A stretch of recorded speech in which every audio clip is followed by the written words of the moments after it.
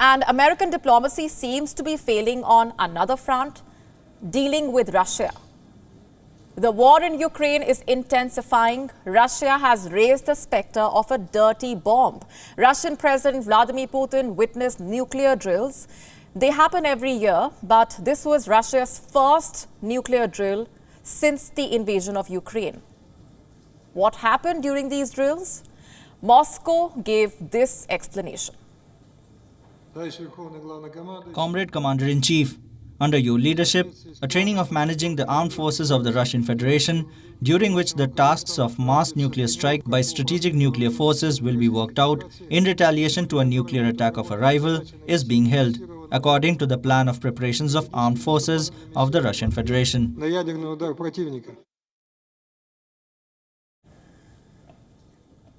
The nuclear rhetoric from Russia has only intensified.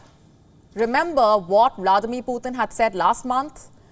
He had reminded the world about Russia's nuclear capabilities. In fact, he had said he is ready to use all means at his disposal, and he was not bluffing. The United States is taking Putin's threats seriously. It is upgrading the nukes it stores in Europe. Older weapons are making ways for newer and perhaps more lethal bombs. Which bombs are these? And why are they needed? Let's find out. America maintains a stockpile of nuclear weapons in Europe. They are supposed to be for deterrence. They can be used by US and allies and deployed through bombers or fighter jets. America calls it the B-61 program. The US government was in the process of completing these upgrades. It was supposed to be done by next spring. Recently, US officials met with their NATO allies and they held a closed-door meeting in Brussels. America conveyed to its allies that the upgrades will now be completed by December. NATO also conducted nuclear drills this month. Fighter jets from the military alliance practiced how to drop bombs. So stockpiles are being upgraded and both sides are conducting nuclear drills. America is sending a firm warning to Russia.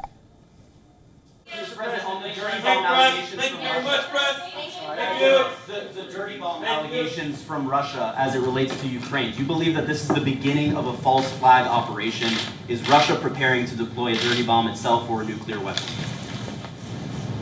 I spent a lot of time today talking about that. Let me just say, Russia would be making an incredibly serious mistake if we're to use a tactical nuclear weapon. I'm not guaranteeing you that it's a false flag operation yet. Don't know. But it would be a serious, serious mistake. There is reason to be alarmed. Even the Europeans don't deny that. In Germany, a company that makes bunkers has witnessed a whopping 300% rise in orders this year. Because the Germans think the war has already reached their doorstep. Before, we always had 100 to 300 hits on our website. And on February 25th in the morning, we were at over 10,000 hits. It was the same with the telephone. While the attack in Ukraine was going on, our phone suddenly started ringing, I would say almost every second or 10 seconds. So that at first we didn't really know what was happening, but then we noticed how great the demand was. If we look at the German market, we are mainly active in the German-speaking market than in the Western states. People express more of a need to protect themselves against a nuclear attack. And in the Eastern countries, it's really more conventional war. In other words, I'll put it bluntly, people think the Russians are standing at the door, and that's exactly what I want to protect myself from. Just how valid are these concerns? How have the recent provocations raised the threat of a nuclear attack? Let's take these questions to our guest joining us tonight.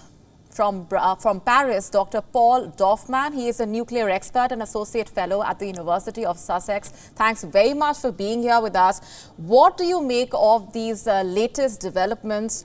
How real is the fear of the use of nuclear weapons, and should Europeans be worried?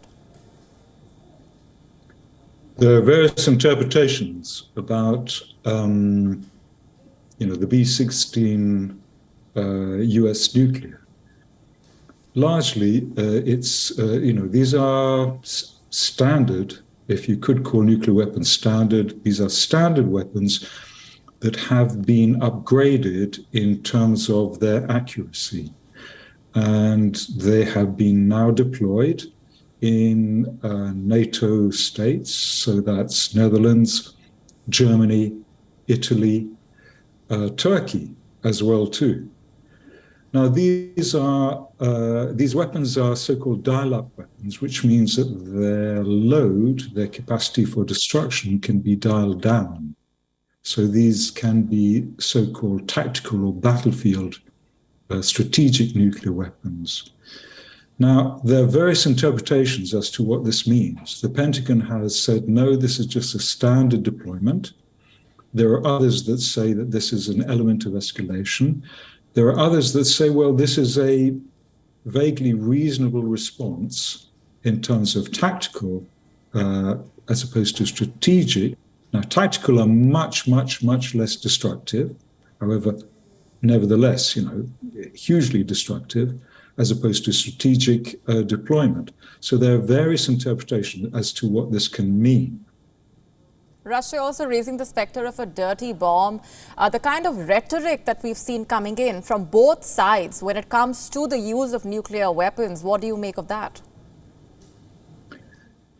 Russia hasn't necessarily proved to be a sort of stable state. And the kinds of things that Russia has done has been less than stable. Russia tends to talk about elements of nuclear deployment, whether that's dirty bombs or otherwise. But the reality, it's difficult to say, but the reality may be otherwise. The problem is, of course, is that Russia has invaded Ukraine. I mean, this is the bald fact here.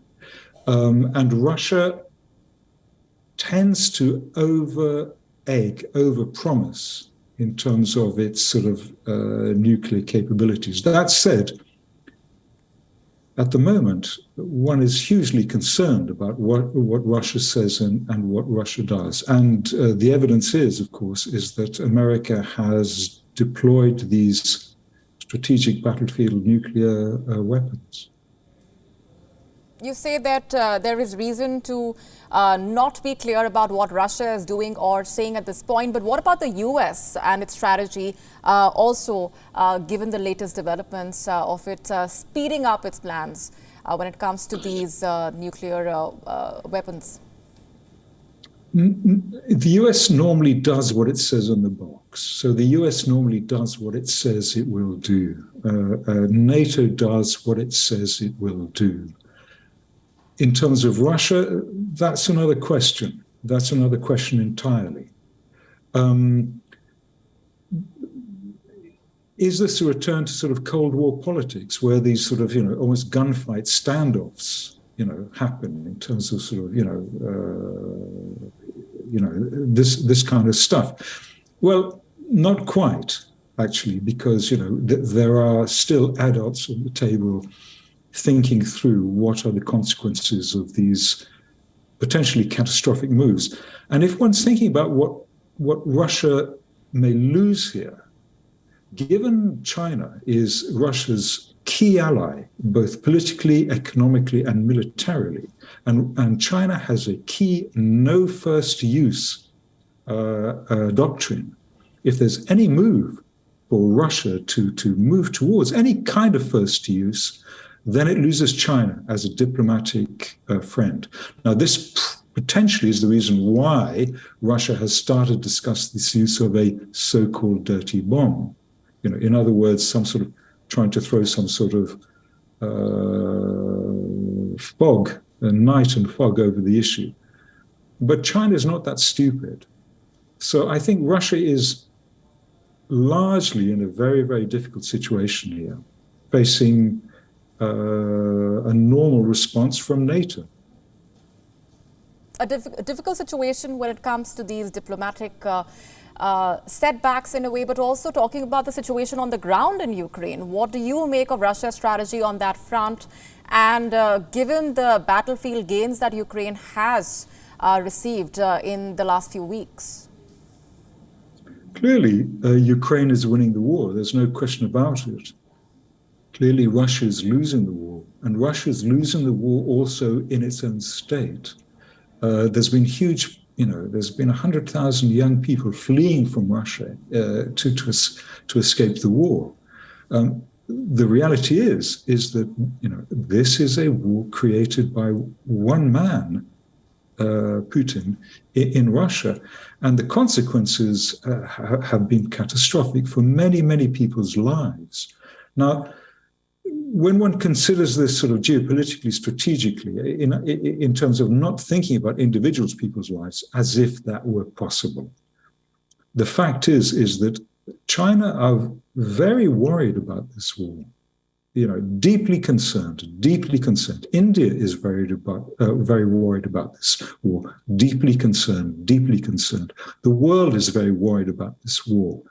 So, in terms of nuclear, which is where my expertise lies, my analysis, my feeling, my knowledge tends towards, well, America is saying what it will do, and Russia, well, there's a very deep concern about Russia, what Russia may or may not do. And if Russia goes anywhere near nuclear, it loses China. And for me, this is critical and crucial.